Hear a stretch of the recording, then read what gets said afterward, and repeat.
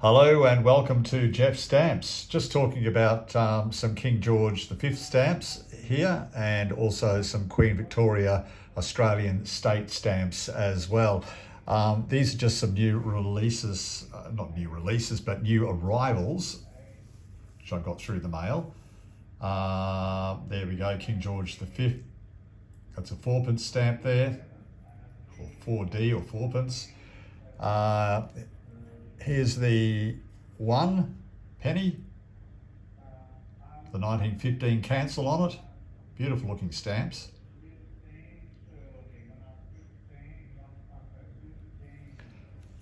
Let's have a look at that olive green one again. That's a lighter olive green, or no, yes, a lighter olive green, I think, because I've got a darker one here somewhere.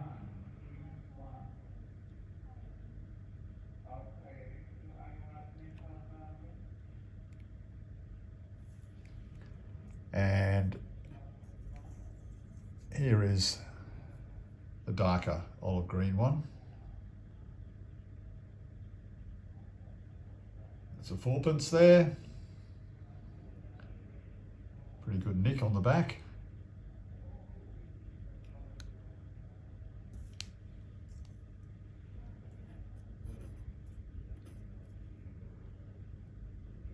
Whoop.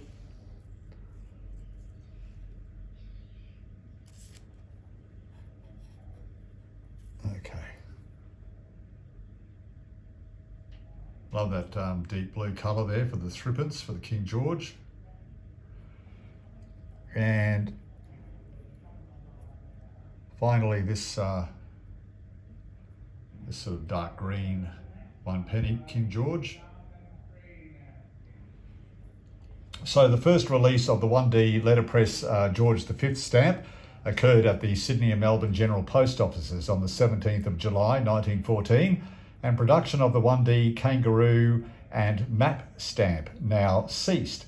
Now the 1D kangaroo and map stamp actually came into production and circulation in Australia from the 2nd of January 1913. And if you look at our past 2 videos, we talk about the kangaroo and map stamp and show you a few of those stamps as well.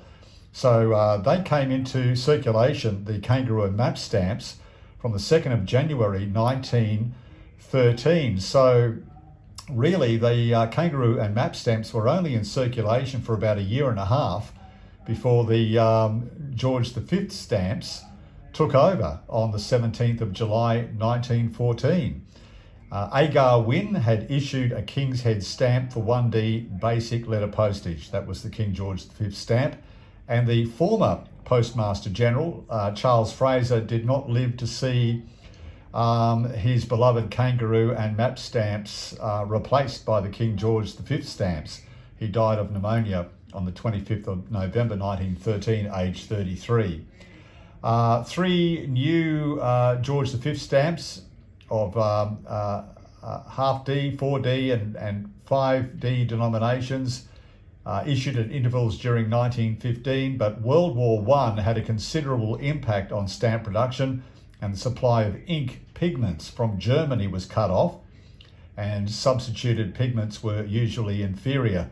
Consistency of colours could not be maintained, and in particular, the 1D George V stamp appeared in a striking range of red colours. So here's the 1D. So you'll see with those sort of stamps, they're in a range of different shades of that red.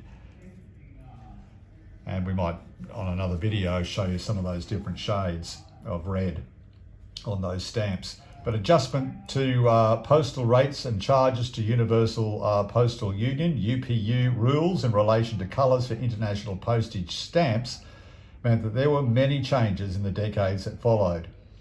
On the 20th of January 1936, King George V died, and then new stamps featuring his successor, King Edward VIII, would be needed. However, the new king reigned for less than a year before abdicating in favour of his brother, who became King George VI. And by early 1937, the subjects of the George VI definitive stamp series had been selected.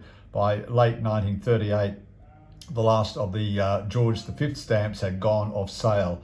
So for nearly a quarter of a century, the George V design had served for basic letter postage for many commonly used postal rates. And during this period, a total of 11.8 billion George V stamps were produced.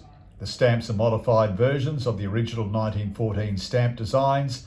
The colours of red, burgundy, purple and green approximate the original colours. And so we now come to the colonial stamps. New South Wales and Victoria were the first of the Australian colonies to issue stamps. Now this is before Australia had its first definitive stamp. That was the kangaroo and map stamp, as we said, that was released in Australia on the 2nd of January 1913, which was superseded by the George V stamps, which happened on the 17th of July 1914. So these colonial stamps were before Australia's first national or definitive stamp on the 2nd of January 1913. These came before the 2nd of January 1913. New South Wales and Victoria were the first of the Australian colonies to issue stamps, doing so in 1850. Do we have a New South Wales? I think we do. This is a New South Wales state stamp. I'll just get the tweezers out of here a bit so you get a better look. That's a halfpenny there. It's that's before Australia's first national stamp, which was 2nd of January 1913. Each state had their own stamps. So that's New South Wales there. I don't think I've got all the states. This is South Australia.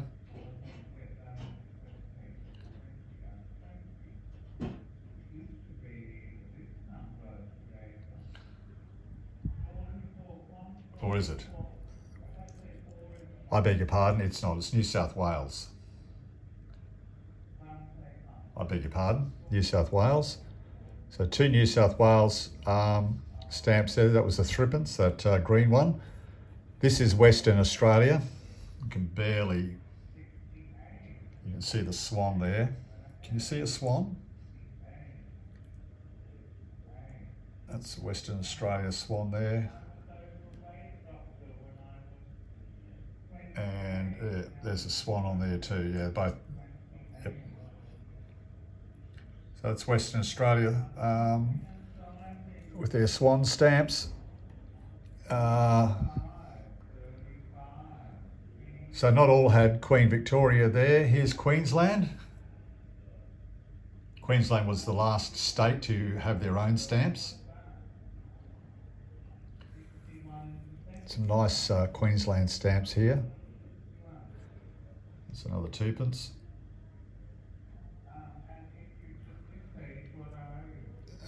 This is a Queensland halfpenny.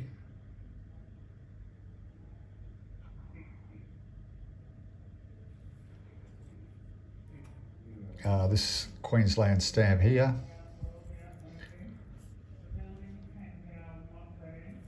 Let's see if I can get a, oh yeah. It's a 1 penny there.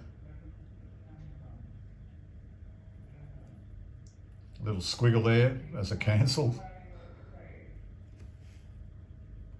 Here's a Queensland 1 penny, red. Queen Victoria featured there. This is interesting. Oop.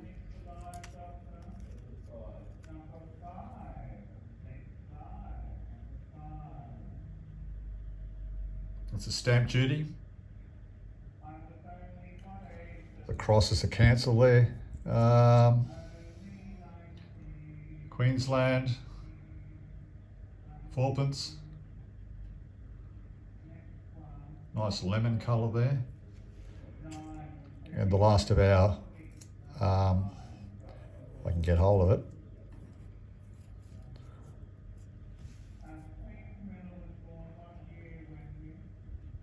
There's a 6pence there. So New South Wales and Victoria were the first of the Australian colonies, or states, but colonies to issue stamps. doing so in 1850. They were followed by Van Diemen's Land, later called Tasmania, in 1853, Western Australia in 1854, South Australia in 1855, and as I mentioned, Queensland was the last to issue their state stamps or colony stamps in 1860.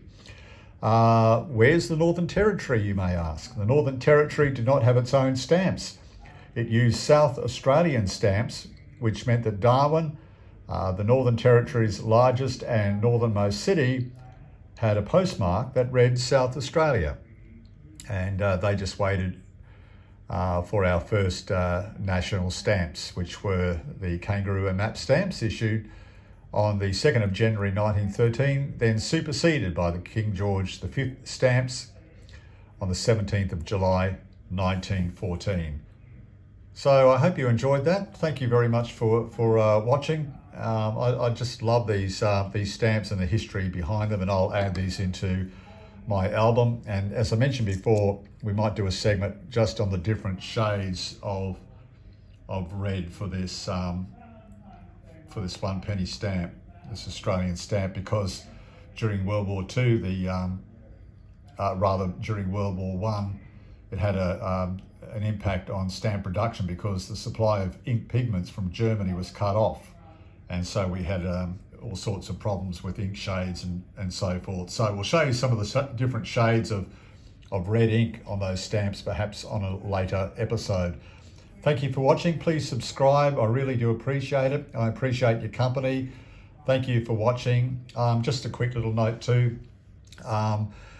John collects stamps. A lot of people in the philatelic community know that he recently passed away.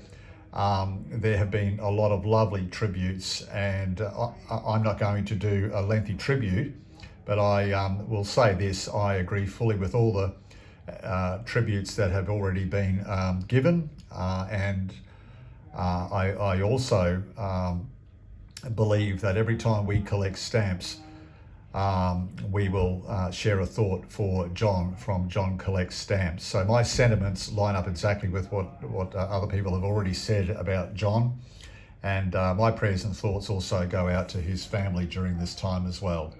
Thank you for watching. Back again soon with another stamp video. Bye for now.